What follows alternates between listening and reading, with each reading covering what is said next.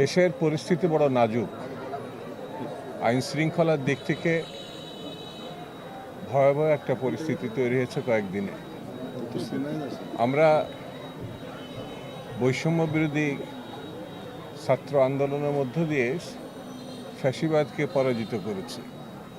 গণতন্ত্রের ফিরে আসার একটি সম্ভাবনা দেখা দিয়েছে, কিন্তু 6 মাস থেকে 7 মাসে আমরা পড়েছি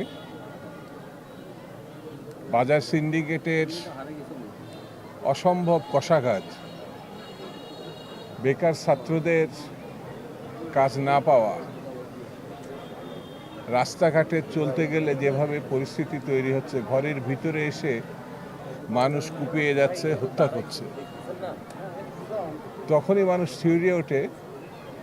বাসের মধ্যে যখন মেয়েরা লাঞ্ছিত হয়, নিগৃহীত হয়, ঢাকা বিশ্ববিদ্যালয়ের মেয়েরা, বিভিন্ন বিশ্ববিদ্যালয়ের মেয়েরা যখন রাস্তায় নেমে এটার প্রতিবাদ করে, সুরাহা চায়, তখন মধ্যরাত্রে স্বরাষ্ট্রমন্ত্রী সাংবাদিক সম্মেলনে যখন উপস্থিত হয়, তখনই আমরা বুঝতে পারি দেশের অবস্থা কতটা ভয়াবহ।